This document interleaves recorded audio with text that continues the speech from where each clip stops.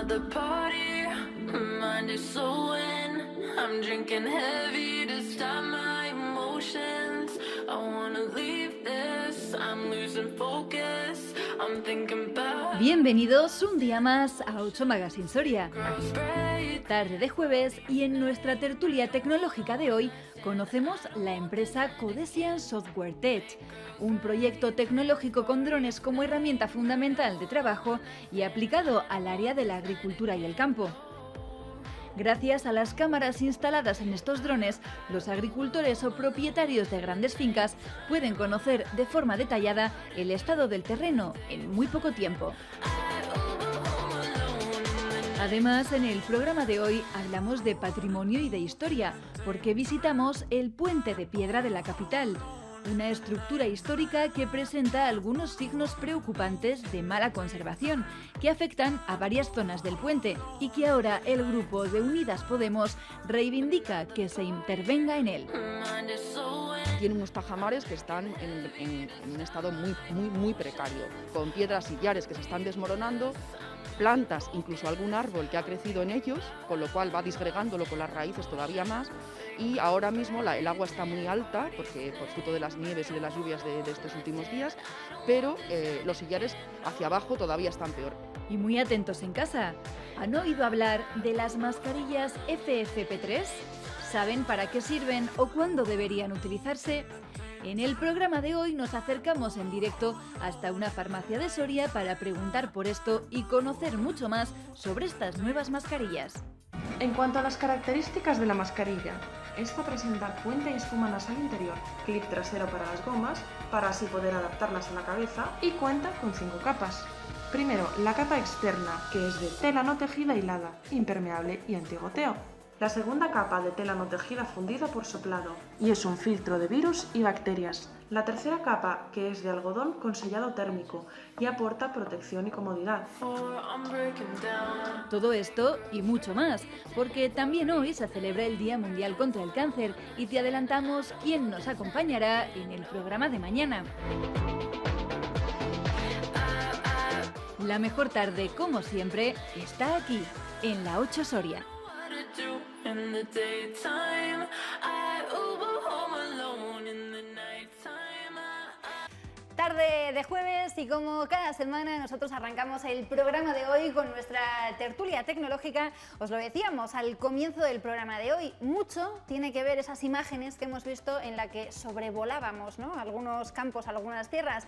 Bueno, ya está por aquí con nosotros Visma Hernández. Visma, bienvenido. Hola, muy buenas tardes. Bueno, cuéntanos de qué vamos a hablar hoy o qué empresa vamos a conocer, porque ya les hemos enseñado unas imágenes a nuestros espectadores y se pueden hacer una idea, pero se esconde mucho más detrás de la empresa que vamos a conocer hoy. Bueno, pues sí, la verdad es que hoy tenemos la suerte de tener una de esas empresas que yo, la verdad, como soriano me enorgullezco de poder abiertamente pues, hablar de ella y poderla compartir con el resto de personas, precisamente por eso, ¿no? Porque son empresas de las que a mí me gustan, que crecen desde el esfuerzo, con mucha energía, mucha ilusión y proponiendo cosas nuevas que bueno, yo creo que son muy importantes y sobre todo en nuestra tierra, que cada vez nos estamos quedando un poquito más despoblados, pues bueno, el trabajar sobre eso y beneficiarnos. Y entonces, pues bueno, aquí tenemos, te voy a permitir a ti presentarlo, pero sí que es una de esas personas en las que a mí me gusta seguir su evolución, se estará poniendo rojo, porque bueno, siempre te enseña algo y ya te digo, es una de las referencias que yo tengo aquí a nivel de Soria.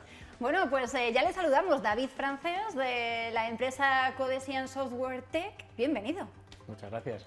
Bueno, ¿qué es esto de Codesian Software Tech? Que suena como muy tecnológico, pero que luego en realidad también tiene mucho que ver con algunos trabajos que históricamente, bueno, pues han sido como más manuales, ¿no?, o más tradicionales. Estáis ahí involucrándoos mucho también en ello. Cuéntanos. Sí, bueno, sobre todo lo que estamos haciendo ahora es que con la empresa que generamos a partir de Codesian, que es Agerpix, que nos dedicamos sobre todo a dar soluciones a las empresas de agricultura, con agricultura de precisión y especialmente a a las empresas de fruticultura. ¿Cómo ha evolucionado esto en los últimos años? Porque lo de la agricultura de precisión ya lo empezamos, es un concepto que ya tenemos un poquito bueno, pues más escuchado, pero tiene mucho que ver cómo vosotros habéis aplicado esa tecnología a un oficio o a un trabajo que históricamente bueno, pues era de azadón en mano, pero que es cierto que ha evolucionado muchísimo y ahora con vuestras cámaras, con vuestros drones, con vuestra tecnología, sois capaces de ver cuál es la situación de una finca o de un terreno, pues casi de un vistazo, se podría decir. Sí, bueno, verdaderamente el comienzo de todo esto fue ver los problemas o entender los problemas que podían tener los productores, como creo que es todo tipo de solución debe venir de un problema. Es decir, nosotros lo que hacemos es acercarnos a los productores, preguntarles, convivir con ellos y a partir de ahí intentar plantear soluciones pues, con diferentes tecnologías. No tiene por qué ser una u otra, sino que al final la solución no viene por un único camino.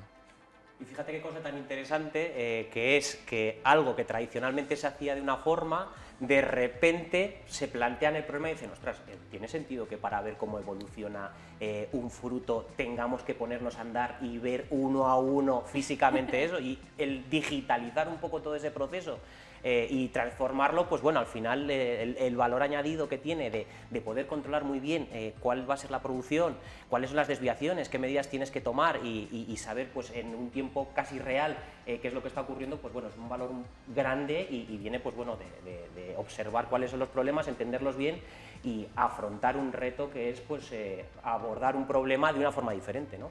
Cuéntanos, David, ¿con qué tecnología trabajáis? ¿Qué tipo de drones utilizáis? ¿Qué cámaras llevan? ¿Qué sistema operativo al final es el que recoge todos esos datos?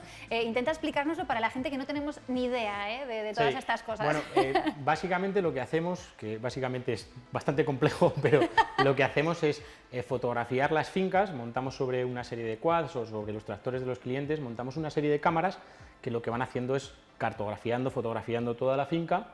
Y a partir de ahí, con toda esa información que está georreferenciada, entonces, por lo tanto, sabemos que cada imagen pertenece a qué zona, de qué zona es, a qué árbol pertenece, y entonces lo que hacemos es pasar una serie de redes neuronales, de algoritmos de detección, que lo que hacen es identificar los objetos, que en este caso pues, bueno, son los frutos, pero podemos identificar enfermedades, vigor de las plantas, los identificamos, hacemos una serie utilizamos ahí una serie de algoritmos de datos, de ciencia de datos para sacar pues, toda la parte de distribución de las frutas, dónde está mejor, previsiones, calibrados, datos que para ellos son muy importantes a la hora de, pues, por ejemplo, de vender, de saber cuál es su estimación para dentro de 2 meses, saber, pues, ellos hacen, por ejemplo, contratos con, imagínate, con Mercadona, o con Lidl, y les exigen unas cantidades y les exigen unas condiciones muy claras, tanto de tamaño, de calidad como de cantidad. Entonces, cualquier tipo de desviación pues es muy grave para ellos, es un gran problema. Entonces, lo que buscamos es ajustarles mucho ese tipo de información y que la puedan utilizar. Además de la parte también de manejo de la plantación, donde podemos pues, optimizar insumos, reducir riegos, mejorar para tratamientos fitosanitarios, entonces mejorar la calidad y reducir costes, es un poco el objetivo. Tecnologías, la que haga falta, temas de sensores, temas de imagen satélite, imágenes que recogemos a través de nuestros equipos, lo que sea necesario. O sea, nosotros no utilizamos una única tecnología, sino que aplicamos las que veamos que son las mejores para solucionar el problema. Te voy a hacer una pregunta, a mí me gusta siempre salirme un poco y ver qué hay en las orillas de los proyectos. Estamos hablando, por ejemplo, típicamente de árboles frutales. ¿Habéis investigado la posibilidad, por ejemplo, de aplicarlo a plantaciones de melones, sandías o incluso al revés, frutos más pequeños que también tienen la misma problemática, ¿no? Ver cómo Sí, van evolucionando? La tecnología es aplicable exactamente igual, lo único, tiene otro tipo de redes, se utilizarán otro tipo de detecciones y sobre todo la manera de portar, digamos, las cámaras o los sensores que vayamos a poner, porque no es lo mismo pues, pasar por un campo de melones o de sandías o un campo de manzanas. Pero por ejemplo, otra de las líneas que nos parece muy interesante es la línea de los invernaderos, porque hay mucho valor añadido y también tienen una problemática muy muy importante. ¿Y cómo surgió esta idea? Quiero decir, que al final viene de un trabajo de varios años, viene de una noche de locura. de sueños revueltos. Es empresa pionera, además, en Soria, y dentro que Soria es una provincia con mucha agricultura, yo creo que al final esta era una necesidad que existía. ¿Hace cuánto tiempo que nació la empresa? Pues la empresa no hace mucho, como Agerpix no hace mucho, porque fue el año pasado, en julio, el año pasado no, hace 2, en el 19, para julio, con la idea y trabajando en los primeros pilotos desde Codesian. Sí que estuvimos desde un año antes o año y medio antes, y todo esto partió de que fuimos a ver a Nufri para contarles otras cosas, pero llevábamos en la cabeza la posibilidad de decir, "Oh, igual podemos hacer algo con datos y con el tema de las manzanas". Y ellos nos propusieron el reto de decir, oye, uno de los problemas que tenemos grandes es saber qué cantidad de frutos tenemos. Empezamos a trabajar, sacamos ese primer prototipo, que ahora mismo nada tiene que ver con lo que tenemos ahora, y bueno, y hasta aquí hemos llegado, de momento. De momento. Y un poco, claro, la idea de dónde salió o dónde partió esta semillita, me ha quedado más o menos clara, pero... Hubo otra antes. Estuvimos haciendo un proyecto muy interesante con Aleya, hace ya en el 18. Y ellos también tenían un problema pues, también con el tema de la previsión de corta. Entonces generamos hasta el hardware, es decir, generamos las cámaras para hacer esas primeras detecciones y buscar los capullos entreabiertos, los capullos cerrados y las flores abiertas. Entonces dábamos unas previsiones de más o menos 3 semanas. De ahí partió un poco de decir, ostras, si con las rosas funciona, ¿por qué no va a poder funcionar con otras cosas? Con otras cosas. Es muy interesante, y una vez que tienes ya la idea y la necesidad, claro, pasa a lo siguiente, que es la capturas, pero ¿quién la realiza, ¿no? ¿De dónde sacasteis el talento como para poder poner en marcha pues toda esta idea? Bueno, pues verdaderamente fue del talento que tenía Codesian, o sea, todo el desarrollo de hardware, de software, de tratamiento de datos, todo de principio a fin se ha desarrollado con personal interno, o sea, todo desde la planificación hasta la ejecución, todo es parte de... O sea, no dependemos de ninguna empresa, ni de desarrollo, ni de tema tecnológico, ni de ninguna otra cosa.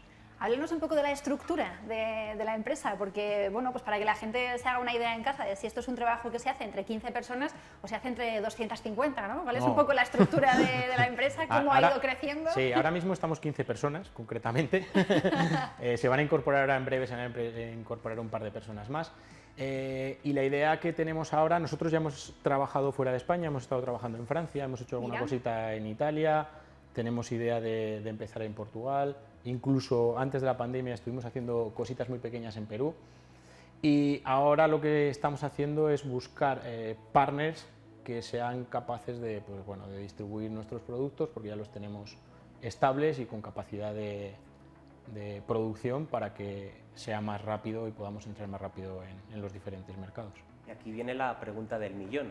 Desde Soria, ¿qué echarías en falta que te ayudara a empujar todo esto? Porque claro, un poco, yo me imagino que compartimos la experiencia de estamos delante de un poco un universo y lánzate a buscar cuál es tu estrella, ¿no? Desde Soria, ¿qué podría ayudarte? Hombre, no sé si la mejor ayuda o el mayor déficit que tenemos al final son los recursos humanos, es decir, que es bastante complicado, sobre todo en perfiles más técnicos, el encontrar pues, lo que necesitas.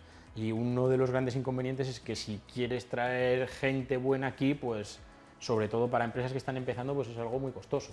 Cuesta, entonces, el mayor problema es los recursos humanos. Y luego, verdaderamente, el mundo está muy globalizado. Entonces, fíjate, nosotros hemos sido capaces de estar en empresas en Chile, hemos estado en empresas en Perú, en Francia es como ir de aquí a allí. Al final es todo como mucho más fácil de lo que al principio puede parecer. Porque verdaderamente lo importante es que el producto o el servicio que tú ofrezcas sea de calidad o tenga interés para el cliente. Si eso está bien, lo demás es bastante más sencillo. Hay una cosa muy interesante respecto de los recursos humanos, que es un problema que nosotros también veíamos, que es que, claro, ya si tienes curiosidad por saber tu salario, a todo el mundo pues nos ha picado la curiosidad un poco de saber, ¿cobro mucho o cobro poco? Pues bueno, todo esto está publicado y está estudiado y además es que puedes acceder a ello, ¿no? Entonces tú te vas a los salarios de ingenieros, personas pues técnicamente preparadas, y ves que, por ejemplo, en Castilla y León no somos competitivos, o sea, cobramos bastante menos que lo que cobra una persona igual en Madrid o una persona igual en Barcelona. Entonces, claro, cuando tienes la necesidad en Soria de atraer este talento, pues tienes primero la complejidad de, ostras, es que el salario que estoy ofreciendo no es competitivo y el talento que necesito no está aquí, ¿qué hago, no? Claro. Y es un problema. Sí, o sea, al final nosotros no podemos competir con nadie que pueda que pueda ofrecer el mismo puesto de trabajo en Madrid, en Zaragoza o en Barcelona. Eso es imposible. Entonces, la competencia tiene que ser por el proyecto, que les guste, que les enamore, que quieran formar parte de esto, de que pueda crecer. Y también, otra de las cosas que yo he visto en algunas de las personas que han venido aquí con nosotros es que es la calidad de vida. Que claro, un compañero mío viene de Madrid, y dice, es que yo me iba a las 7 de la mañana, llegaba a las 9 de la noche y comía 15 minutos ahí de mala manera. Entonces, claro, eso depende un poco también de la edad, que se busca unas cosas u otras, pero es un valor añadido bastante importante. Luego hay un tema, ¿no? Que, a ver, la mayoría de gente que está estudiando en Soria tiene que salir a formarse fuera, a diferentes universidades, a Valladolid, Zaragoza, bueno, pues donde corresponda, ¿no? Entonces, claro, ese talento que se va ya no vuelve, son empresarios o son gente que va a innovar fuera de Soria. Ostras, pues si sabemos capturar ese talento para que vuelva aquí a Soria a hacer prácticas y que ya se involucre en este tejido industrial que nos gustaría ir creando e ir evolucionando, pues bueno, quizás es una manera también de facilitar el acceso a este tipo de perfiles, ¿no? Perfiles de gente preparada, que hay mucha gente muy preparada, pero que, bueno, por la realidad se tienen que ir fuera. Ahí es precisamente un poco a donde yo quería ir, porque esta sección nace un poco de que un día hablando, bueno, pues en Soria hay poco tejido tecnológico, pues falta tejido industrial, y hablando con Bisma nos dimos cuenta de que sí que lo hay. En realidad hay muy buenos proyectos, hay mucha gente emprendedora, hay cosas muy interesantes que a lo mejor son un poco desconocidas todavía a nivel general.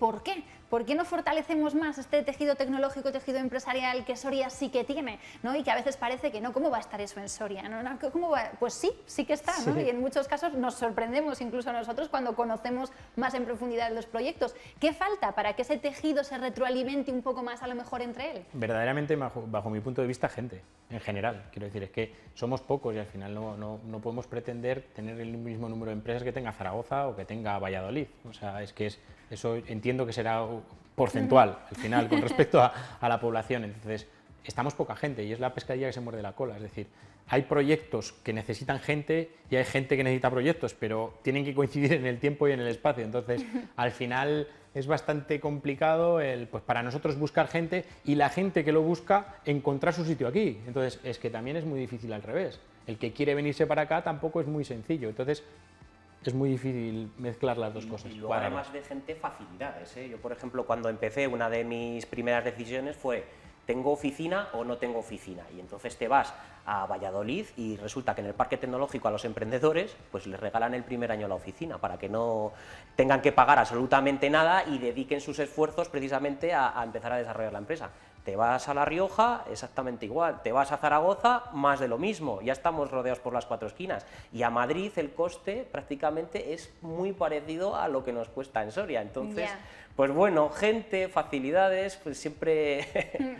Y por último, la pregunta estrella en este arranque del 2021. ¿Qué tal los últimos 11 meses? ¿Cómo habéis vivido vosotros la pandemia? ¿Hasta qué punto os ha afectado o al revés? ¿Ha sido un sector del que se ha demandado un mayor servicio? Sí. ¿Cómo ha sido? Afectar, yo entiendo que le ha afectado a todo el mundo. Al que diga lo contrario, pues yo creo que está bastante equivocado. Dentro de lo que cabe, nosotros estábamos nosotros cambiamos un poco el chip cuando empezó todo esto. En lugar de ponernos en modo más comercial, nos pusimos en modo desarrollo a tope. Es decir, seguimos desarrollando el producto, nos echamos un poquito para atrás, poniendo el sistema a punto y haciendo sobre todo trabajos con empresas referentes del sector en diferentes ubicaciones, sobre todo España, Francia e Italia. Y a partir de eso este año ponernos a trabajar a tope. Para nosotros, muy entre comillas, no ha sido tan grave porque verdaderamente trabajamos para un sector esencial, la comida. Además, yo creo que el sector primario se ha revalorizado con todo este tema porque todo el mundo pues, quiere comer más sano y vemos que la comida no sale del supermercado sino que sale del campo. Y entonces, pues bueno, a nosotros, de hecho, creo que va a hacer que haya más demanda todavía porque ellos requieren más calidad, requieren más producciones. Aquí hay un tema que me gustaría resaltar, que es muy interesante lo que ha dicho, que es que en época que parece que es de baja, no productividad, pero de baja actividad, se aprovecha ¿para qué? Para hacer una pausa y coger fuerza y prepararte para la siguiente que viene, ¿no? O sea, para los siguientes tiempos. Te pones a desarrollar, te pones a cerrar temas que no tenías cerrados. Claro, esto, yo por ejemplo, en empresas que decían ERTES, todo el mundo a la calle, cierro y hasta que esto pase, me parece un error, porque precisamente este momento que tienes para coger más fuerza, ha habido muchas empresas que no lo han sabido aprovechar y me parece súper interesante lo que ha comentado él, porque es, ostras, en este momento que te brinda un tiempo para dedicar a refortalecerte, aprovéchalo. Bueno, ojalá eso se pueda hacer. Nada, y estaba yo viendo que me he distraído las imágenes de, es que no sé cómo llamarlo, no sé si llamarlo dron o mini avioncito o no sé cómo se llama, que lo veíamos como lo lanzabais. Entiendo que ese es uno de los instrumentos, ¿no? De los aparatos con los que sobrevoláis esas fincas. Para la próxima vez que vengas te voy a pedir que nos lo traigas. Si es posible, no lo sé, ¿eh? Sí, es sí, posible. aquí cabe. Bueno, ¿qué es exactamente? Es como un dron. Sí, son drones, Son verdaderamente. drones, ¿no? Lo importante de los drones no es el dron en sí, porque eso es simplemente el portador, sino que es la cámara que lleva, es la información que va recogiendo. Eso son cámaras multiespectrales o cámaras para hacer sí, levantamientos topográficos. Bueno, sirven para tener más información, para poder explotarla junto con la información base que nosotros tomamos, que es sobre todo la que tomamos a través de los quads. Oye, pues ahí lo dejamos, para que la próxima vez que vengas ya nos lo traigas, ahí puedas enseñarnos incluso un poquito más, de vale. las cositas. Si no, metemos el quad aquí también. Nosotros, todo lo que quepa por la puerta, nosotros encantados. Justo. Oye, David, muchísimas gracias por venir. Gracias a vosotros. Muchísima suerte, que vaya todo muy bien y estaremos muy pendientes de todo lo que sigáis desarrollando, que esperemos que sea mucho. Bueno, Visma, qué guay, ¿eh? Cada semana continuamos conociendo proyectos de esos, además muy ligados a sectores más tradicionales, y yo creo que eso es lo bonito, ¿no? También de la tecnología, que sirva para subir o para suplementar pues, otros sectores en los que a lo mejor por el tipo de servicio que dan, por ellos mismos pues, no pueden cambiar, porque yo entiendo que al final lo que es cultivar una patata, bueno, puedes intentar innovar, pero que va a ser lo que va a ser, ¿no? Que tampoco puedes... Podemos encontrar la innovación en cualquier sitio y en Soria también hacemos innovación. Bueno, pues el jueves que viene mucho más. Gracias, como siempre, Visma. Muchas gracias. Y hacemos una pequeña pausa para la publicidad, pero que nadie se mueva en casa. A la vuelta hablamos de cultura, de historia, de patrimonio y además nos vamos en directo hasta una farmacia de Soria para preguntar por esas nuevas mascarillas FFP3.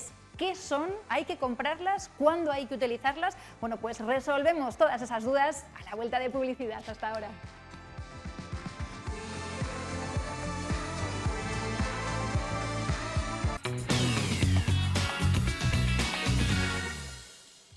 Bueno, qué guay, ¿eh? Talento, empresas sorianas, proyectos y bueno, pues gente emprendedora, de esa que nos gusta tener aquí cada jueves y que vamos a continuar conociendo, ya lo sabéis, cada semana aquí en 8 Magazine Soria, en donde además vamos a poner cara a algunas empresas a las que, bueno, pues de las que a lo mejor habéis escuchado hablar, pero que bueno, pues hoy en estos programas vamos a poder conocer un poquito más a todo el equipo humano que se esconde detrás de ellas. Y vamos a seguir, os decíamos que en este caso vamos a hablar de historia, de patrimonio, y lo vamos a hacer acercándonos hasta el Puente de Piedra de nuestra ciudad, hasta el Puente de Piedra de la capital. No sé si os habéis fijado, bueno, pues en algunas zonas en las que presenta o empieza a presentar algunas grietas. ¿Es esto o no es como para preocuparse? Bueno, pues desde Unidas Podemos han denunciado que es por una falta de conservación, o que podrían ser síntomas que en unos años, si no se corrigen, bueno, pues podrían hacer que perdamos pues esta estructura histórica, que además es fundamental, ¿no? Y más dónde está ubicada ahí en nuestro río Duero. Vamos a conocer un poquito más de cuáles son esos signos que está comenzando a mostrar y qué se podría hacer, sobre todo, para revertir la situación.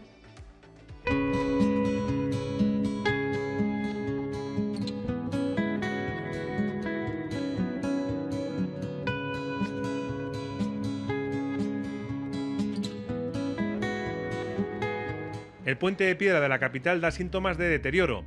No es que se encuentre ahora mismo en riesgo de colapso, pero en opinión de Podemos su estado es preocupante.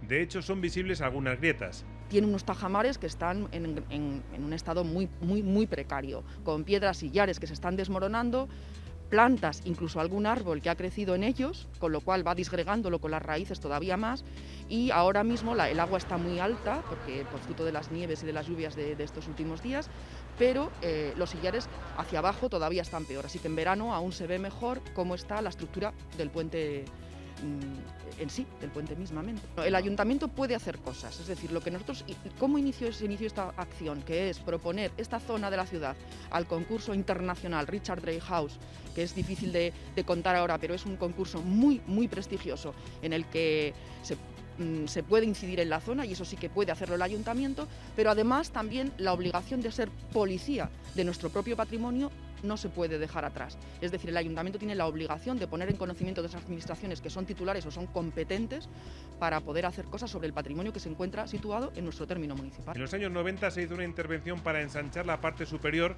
obras que también presentan ahora deterioro. Y las barandillas también se encuentran oxidadas, el hierro ha perdido parte de su integridad, los pretiles tienen algunas zonas donde también se están desmoronando. Entonces, esa intervención necesita remodelarse, necesita cuidarse, necesita intervenirse sobre ella. Podemos pedir al ayuntamiento que inste a Patrimonio de la Junta, que es quien tiene las competencias, para que intervenga. Para regenerarlo, para incorporarlo al patrimonio, no digamos en el estado en que está vergonzante, sino al patrimonio útil para la ciudadanía.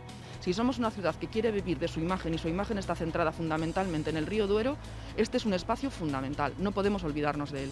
Según he visto en un vídeo, además de vuestro medio, de hace un tiempo, en el que Carlos de la Casa contaba un poco la historia del puente. Detrás de mí tienen ustedes lo que popularmente conocemos en Soria como el puente de piedra, pero no podemos olvidar que históricamente se le ha conocido como el puente mayor. Quizás este nombre cambió a partir de 1928, cuando se hace el puente de hierro, el puente ferrocarril.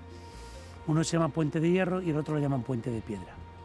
Sí que es cierto que en los años 90, han pasado años ya, se hizo una intervención para ampliar las aceras. Eso es lo que vemos desde donde estamos, aunque estemos un poquito lejos. Es esa especie de plataforma sobre la parte superior del puente que sobresale hacia afuera y que corresponde a las aceras y donde están las barandillas y los pretiles donde nos podemos asomar los viandantes. Bueno, esa intervención también está totalmente abandonada, muy dejada. Si la gente pasea por ahí y se fija, lo que son las aceras están desmoronándose, y no han sido por las últimas heladas, ya estaban así en el verano pasado y en anteriores. Lo que pasa que cada año y cada invierno que pasa, pues aumenta el deterioro. El puente tiene sus orígenes en el siglo XII, aunque fue en el siglo XIX cuando adquirió buena parte del aspecto que tiene actualmente. La demanda también incluye los restos del vecino convento de San Agustín. Queda poco menos que la fachada. Lo que demandan es que se afiance y sea decente, pues consideran que su estado actual es deplorable.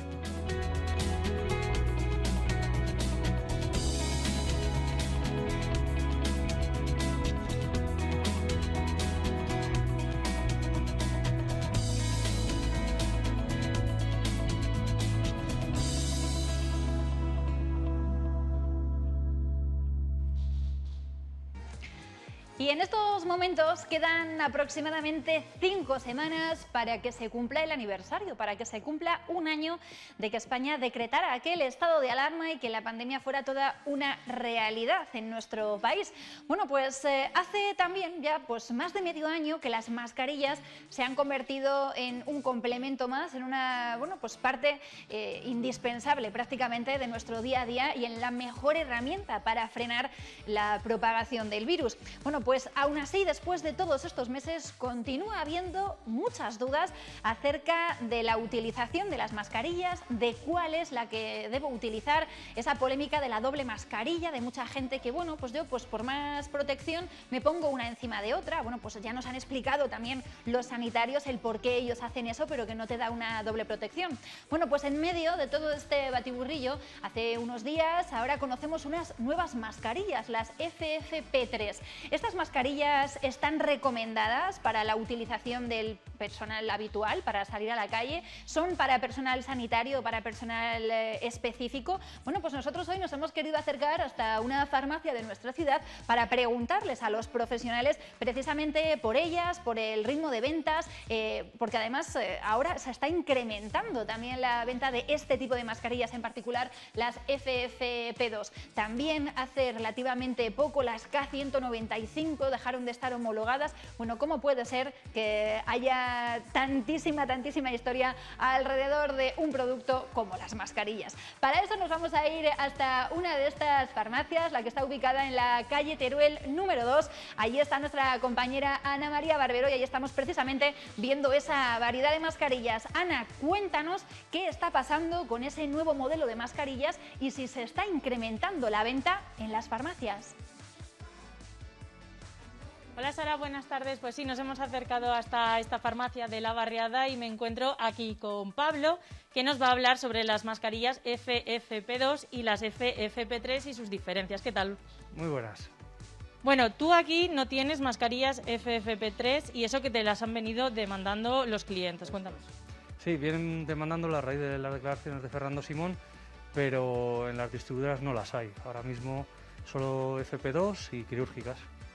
Bueno, sí que se ha aumentado la petición de estas mascarillas, pero cuéntanos, tú que eres aquí farmacéutico, ¿cuál es realmente la diferencia entre unas y otras? La filtración de partículas que tiene. La FP3 llega hasta un 98% de filtración y las FP2 por encima del 92 estaría, 92, 95 es la principal diferencia. ¿Pero son realmente necesarias las FFP3 para una vida cotidiana como la de cualquier ciudadano? No, yo pienso que para nada. Con unas FP2 en sitios incluso cerrados y con tipo hospitales, tipo supermercados, autobuses, aviones, pues con eso valdría con una FP2. Bueno, pero luego vemos a los sanitarios que ellos cuando no están atendiendo a pacientes COVID llevan las quirúrgicas normales, que incluso no llevan ni estas que llevamos nosotros, que son las FFP2. Sí.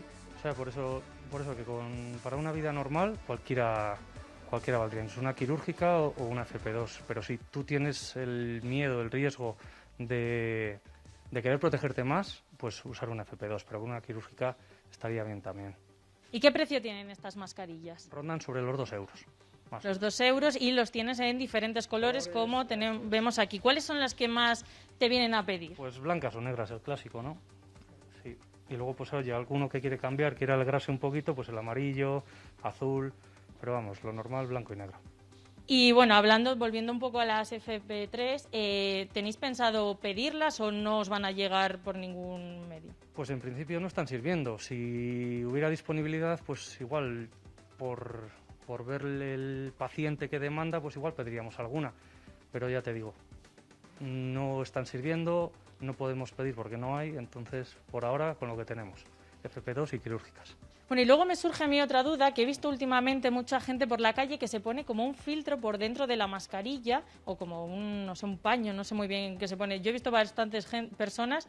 ¿Eso es útil, sirve, no sirve o ya con la mascarilla nos valdría? No he visto, pero según lo dices, mal. Mal porque la función de la mascarilla es proteger toda la zona que rodea las vías aéreas. Entonces, si metes algo por dentro, se te va a descompensar la mascarilla y vas a permitir que entren los aerosoles tan temidos. Entonces, no lo veo para nada útil. ¿Y cómo sería una correcta colocación? Porque, por ejemplo, a mí se me suele bajar mucho hacia la nariz y tengo que estar todo el rato colocándome, incluso cuando me la ajusto. Claro, hay que intentar tocarse el menos posible la mascarilla, pero en ese caso apretar bien la muesquita de metal que tiene y que vaya bien ajustada a nariz, a orejas y siempre, pues, al ponerse y al retirársela, intentar lavarse las manos para evitar tocarnos la cara, como nos llevan diciendo desde el principio, con las manos sucias. ¿Y el tiempo? ¿Cuánto tiempo nos aguanta una mascarilla? FP2. 8 horas, seguidas. No, si te la quitas ya, lo mejor sería no ponerla, pero bueno, si necesitas, pues oye, son más caras, tal, pues podrías esas 8 horas pues separándolas. Y las quirúrgicas, 4 horas. 4 horas es lo que dura. 4 horas contra la creencia que todo el mundo pensaba que eran las 8 también. Eso es. Cada vez se van actualizando, siempre en estudios, en ensayos, y van ajustando siempre horarios. Siempre, pues cuanto más renueves, más seguridad tienes también para ti mismo. Bueno, Sara, pues ya lo ves que con las FFP2 valdría para interiores y bueno, con las quirúrgicas nos valdría para salir a la calle y solo 4 horas y con estas 8. Así que todo el mundo que tome bien nota y que no sume horas, que luego no funcionan tanto y vienen los contagios que esperemos que reduzcan, porque la situación no está como para jugársela mucho, ¿verdad? Por último, Ana, pregúntale por favor por los lavados, porque en muchos sitios hemos visto que este tipo de mascarillas se podían lavar hasta 5 veces, se podían reutilizar. Y luego también últimamente se ha dicho que no, que lo de reutilizar y lavar no es aconsejable. ¿Cuál es el consejo que nos dan, la recomendación que nos dan desde la farmacia? Por ejemplo, otra pregunta que le surge a Sara. ¿Lavar las mascarillas, cualquiera? Nada, solo las higiénicas que ponen que son lavables. El resto no se pueden lavar. Se rompe el filtro, se rompe la tensión que tiene entre las propias capas donde atrapan también partículas. Entonces, nada, solo las higiénicas reutilizables que marca la normativa europea, que es la 0065, que es la única que en ese caso se podría lavar. O sea, perderían toda la efectividad que... Efectivamente. Las FP2 y quirúrgicas, nada, no valdrían para nada. Pues nada, solo las que indican que se pueden lavar. El resto de mascarillas a la basura, al contenedor orgánico, que nadie se equivoque y eso, que nadie las lave porque pierden su efectividad. Bueno, Ana, pues muchísimas gracias por resolver todas nuestras dudas. Muchas gracias también a Pablo por atendernos en la tarde de hoy. Bueno, pues ya lo sabéis, mascarillas que no es recomendable lavar, esas mascarillas nuevas de las que nos hablaban, las FFP3, con una mayor efectividad en el filtrado de partículas, pero que para una persona sana en su día a día no son obligatorias o no son pues necesarias al 100%, con una de estas o con una higiénica puede servir, pero muy importante, nos parecía importante en el día de hoy volver a recalcar, volver a incidir en esto, bueno, pues dados los datos del índice de contagio que estamos viendo, pues en particular también aquí en Soria, y las muchísimas dudas, ¿no?, que están llegando con respecto a la utilización, a los lavados, y yo creo que está claro que a lo mejor en muchos casos pues no se están utilizando bien, no es solo el me la pongo y bueno, como ya la llevo pues ya me olvido porque estoy cumpliendo, sino es el utilizarla bien, el no manosearla, el no quitártela muchas veces, el no estarla tocando constantemente, el no llevarla más horas de las que lo tienes que llevar, bueno, pues etcétera, etcétera, y todos estos consejos que nos han dado. Pues mañana a las 4 de la tarde volvemos a estar aquí, antes, eso sí, la hora loca. Hasta mañana, adiós.